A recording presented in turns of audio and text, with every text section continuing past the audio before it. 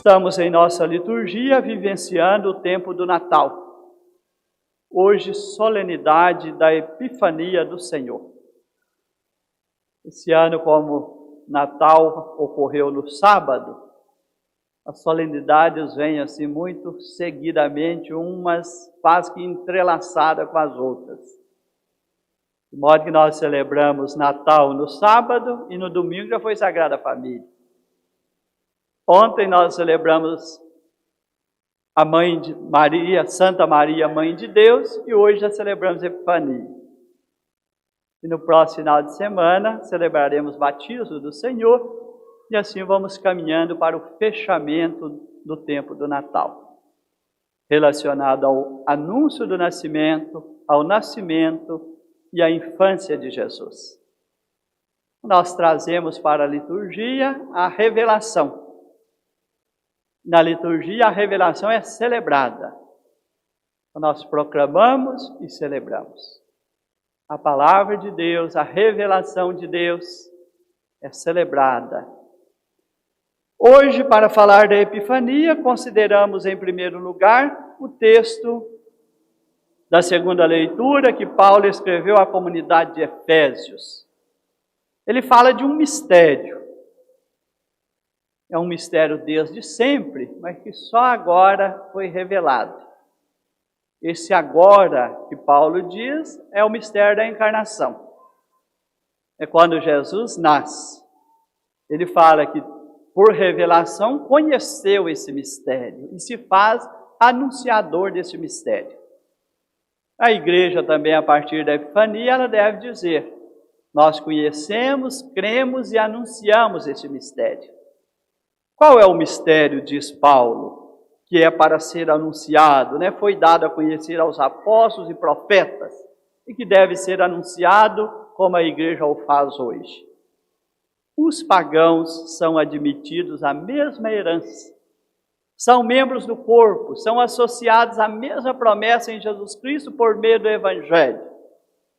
Jesus assume a nossa condição humana e traz a salvação não só para o povo eleito de Deus, a casa de Israel, mas agora para a humanidade toda.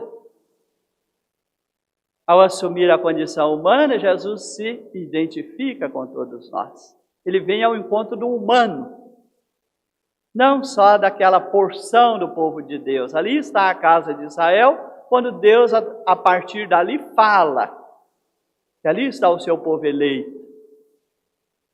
Agora é hora desse entendimento do amor de Deus, da graça de Deus e da salvação, estender-se a todos os povos.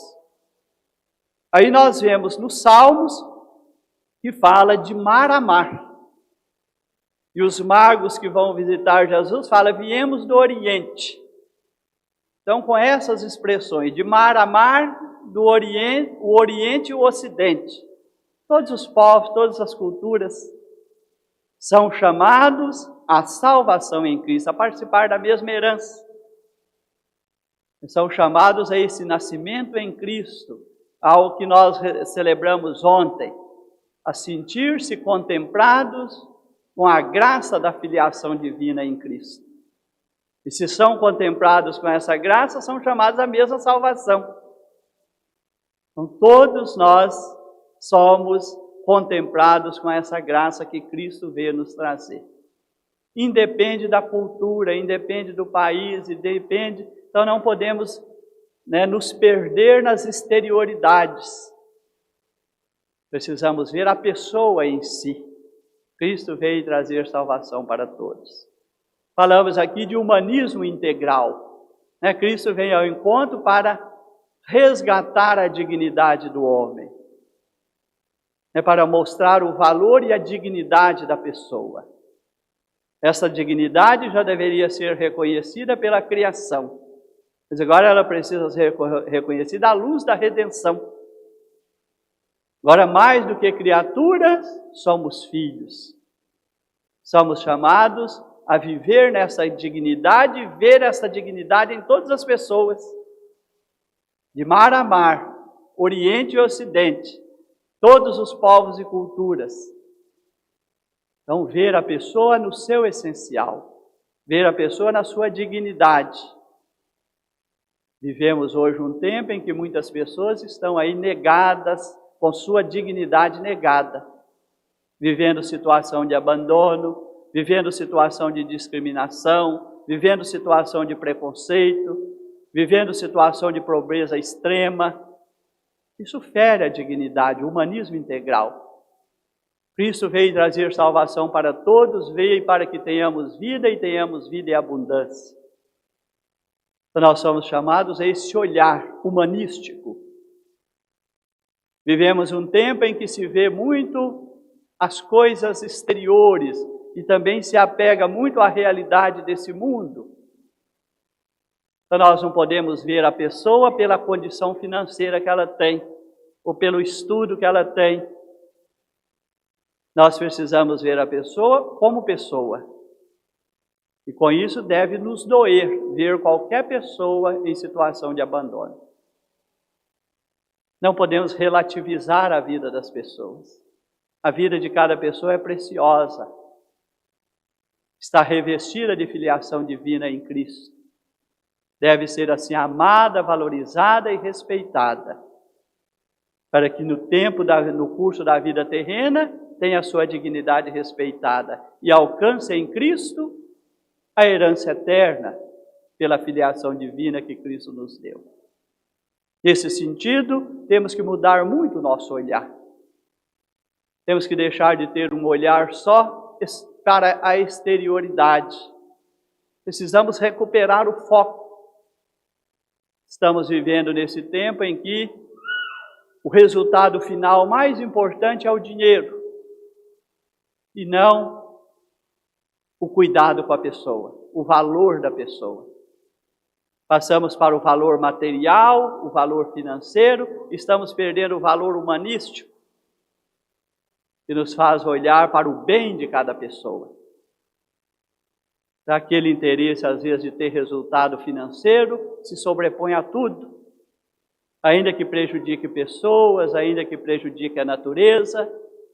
O importante é o dinheiro.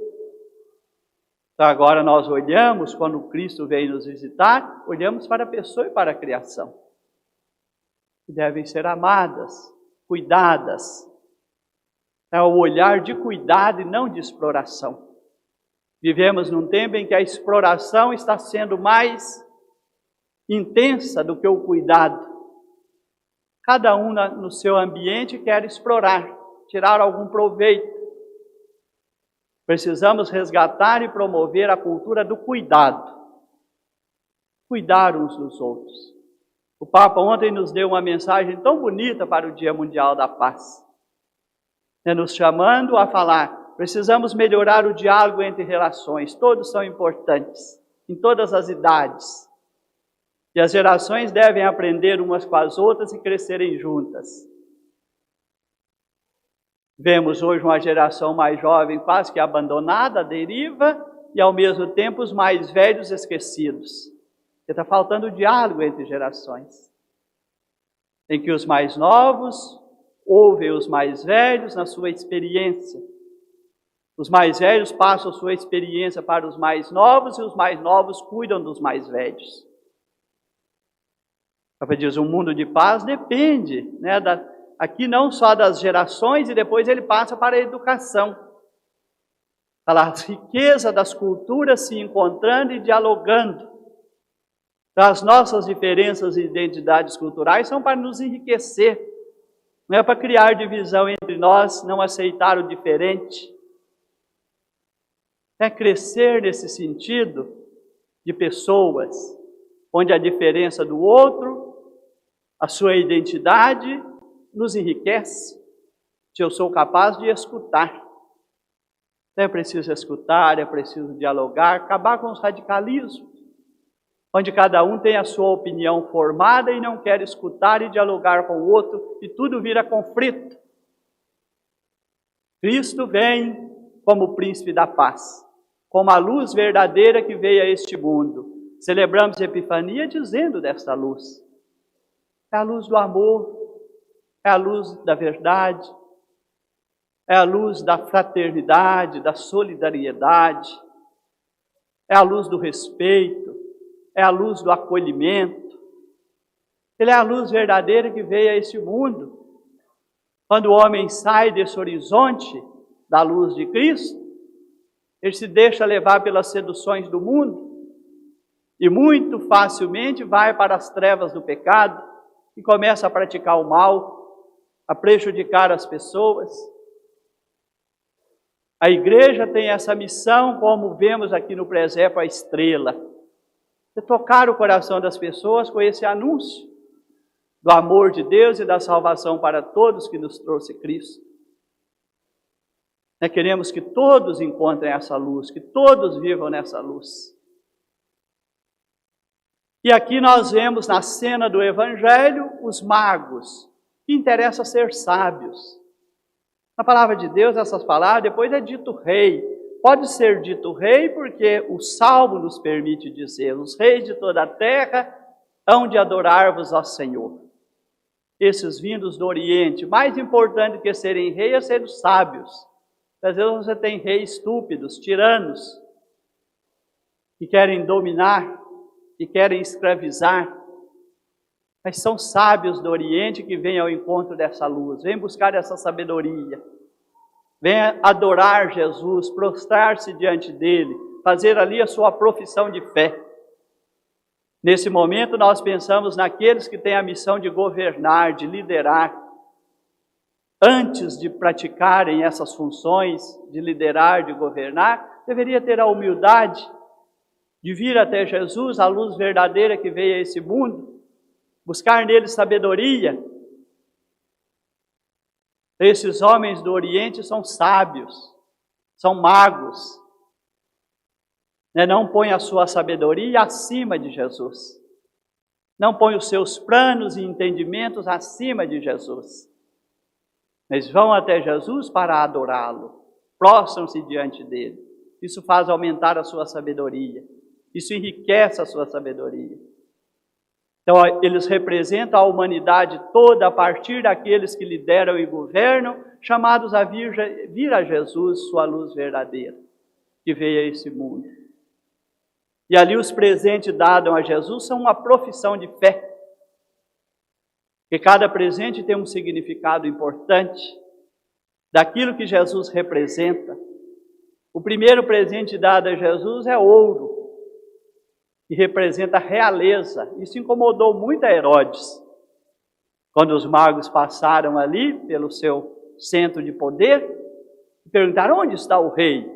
Herodes ficou perturbado, muito incomodado. Nasceu alguém que vai disputar poderes terrenos comigo? Jesus não veio disputar poderes terrenos, ele é rei sim. Com Pilato ele vai dizer: sou rei e vim ao mundo para dar testemunho da verdade. Jesus não veio disputar poderes terrenos com nenhum governante. Ele é rei e exerce o poder. A sua realeza é a realeza do amor, é a realeza da verdade, é a realeza da fraternidade, do perdão, da justiça. Esse é o reino que Jesus institui. É o reino do amor fraterno. É esse reino que edifica a família humana. Quando temos só pessoas governando com poderes humanos, e buscando se apresentar com suas grandezas humanas, ficam tirânicos. Querem dominar a qualquer custo, querem tirar proveito de tudo. Precisamos desses que aprendem a realeza de Jesus. Que queiram governar com amor, que queiram governar na verdade, que alimenta o espírito de fraternidade e solidariedade. Nosso mundo está muito competitivo. A nossa política, a nossa economia precisa mudar. Deixar de ser construída só para ganhar dinheiro e colocar as pessoas em competição umas com as outras. Precisamos construir um ambiente na política e na economia que haja mais solidariedade, que haja mais amor fraterno, que o bem das pessoas é mais importante, está em primeiro lugar. Jesus é rei, esse é o reino de Deus que ele vem ensinar e implantar. Por isso ele recebe ouro dos magos. Aqueles que recebem, que governam e lideram hoje, deveria pensar: que significa a minha realeza? O que significa a responsabilidade que me foi confiada de liderar e de governar? O que estou fazendo dessa responsabilidade? Eu estou construindo dias melhores? E o Papa, ao falar da educação, fala: nós vivemos num tempo em que, quando se tem que reservar recursos para a educação, pensam que é despesa e não investimento. Quando tudo tem que dar lucro, quando tem que reservar dinheiro, recursos para promover a educação, pensam mais em despesa do que em investimento. E por isso a educação fica sempre com uma parcela menor de recursos do que ela precisa. Porque não se prioriza a promoção humana. Porque a pessoa não está no centro. Porque a dignidade da pessoa não é o bem maior. Governam para um mundo financeiro, mais do que para o bem das pessoas. E isso é que nós temos que pensar no reinado de Jesus. Cada governante, toda pessoa que lidera, tinha que ver os magos chegar com o presente. E isso é para você governar com amor, é para você governar com verdade, é para você promover um mundo de mais paz, mais justiça, pensar mais no bem das pessoas. É assim que se governa, assim como Jesus ensina como rei. É para isso que ele veio ao mundo, ele próprio diz, para dar testemunho da verdade. Para isso eu sou rei, rei dos reis, rei que está acima de todo rei, que a verdade está acima de tudo. Ainda que aqueles que estejam ali, segundo os seus interesses na mentira, nem por isso a verdade deixa de reinar. Que a verdade reina por si mesma e vale por si mesma, e não pela aceitação da pessoa. Queremos cada vez mais que as pessoas a aceitem e abracem a verdade como maneira de viver e comportar, como maneira de relacionar com as pessoas, relacionar com a verdade, em atitude de verdade, de honestidade, relacionar com amor. É isso que nós estamos precisando, não essas relações tão funcionais, onde cada um se aproxima do outro com determinados interesses. Passado aquele interesse, some todo mundo, como se diz. Enquanto tem ali um espaço de vantagens, aparece muita gente. Quando aquele espaço de vantagem, de interesse diminui, as pessoas vão se afastando. E aquele que tinha a ilusão de poder se perde nessa função de governar, ou se vem aí uma falência, desaparece todo mundo. Que a pessoa não tem valor em si. Tem valor é aquela função que ela tem, aquele dinheiro que ela tem no bolso. As pessoas que precisam valer. É a honestidade que precisa valer, é a verdade que precisa valer, é o amor que precisa valer, é o bem que precisa valer. É essa luz que leva os magos a Jesus. Eles vão lá aprender. Eles vão lá abraçar essa proposta de Deus revelada em Jesus. Se deixam guiar pela estrela. É um gesto de humildade. Ir até Jesus para ajoelhar e prostrar-se diante dele e aprender. Acolher o que Deus revela em Jesus. Que significa acolher todo o evangelho da salvação que Jesus vem trazer. Levaram incenso. A aparência é a nossa aparência humana de uma criança frágil.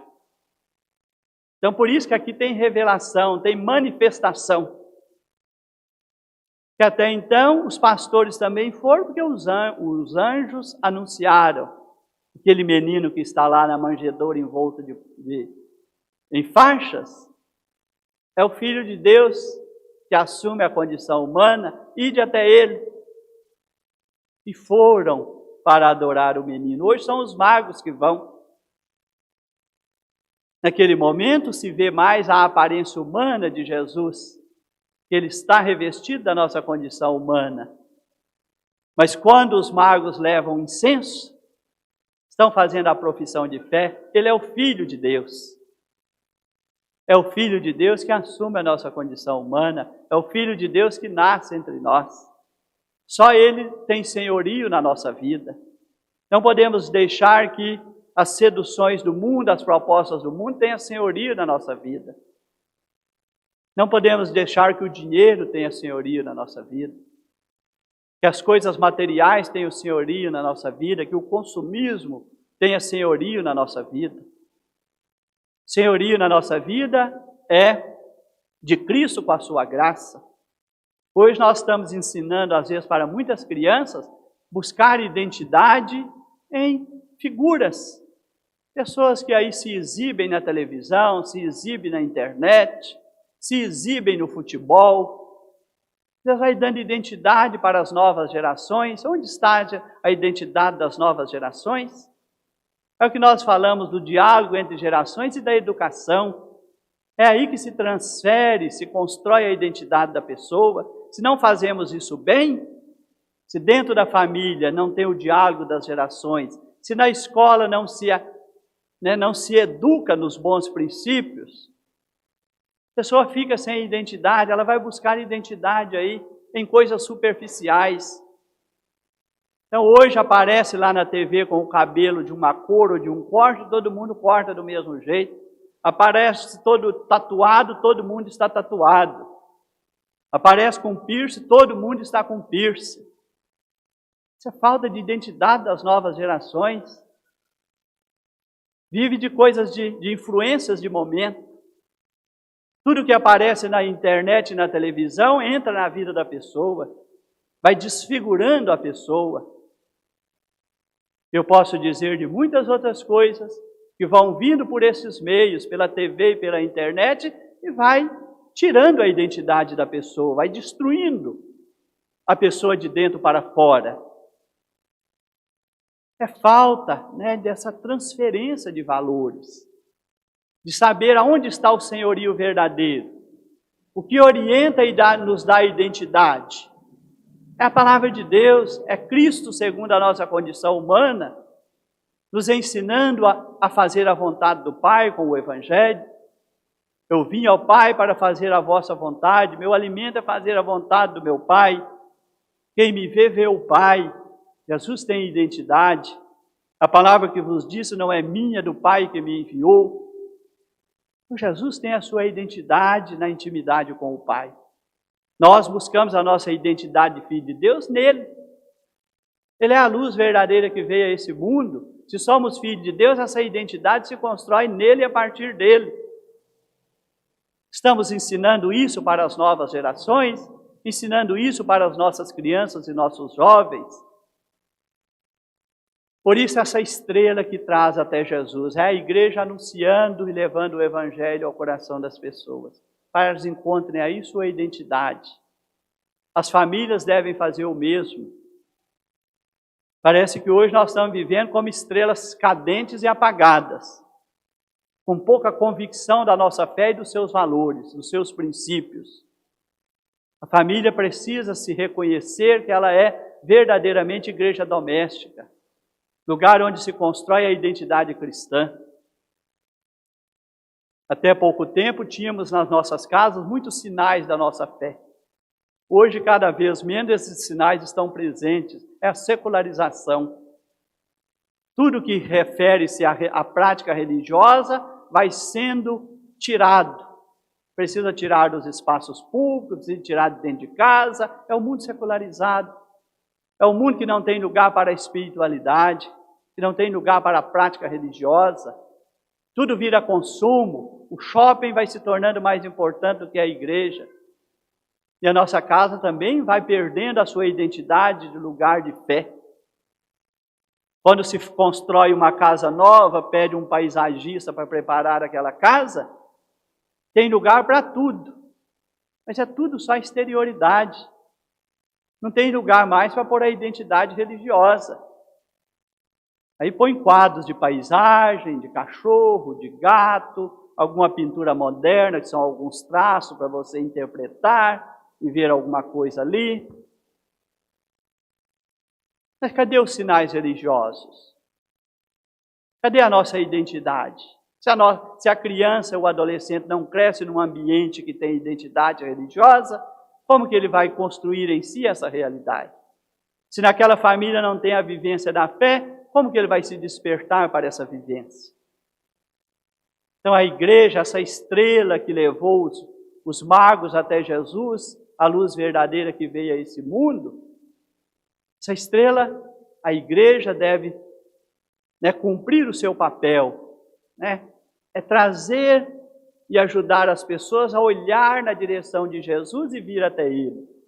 Assim como as famílias devem fazer o mesmo, preparar os seus para caminhar na direção de Jesus e adorar somente a Ele e não adorar as propostas desse mundo.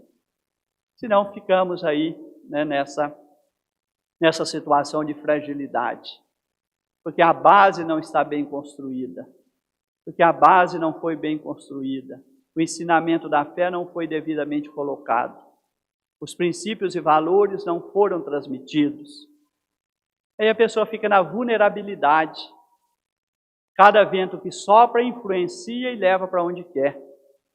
Estamos vendo aí a crise das novas gerações. Estão sem rumo.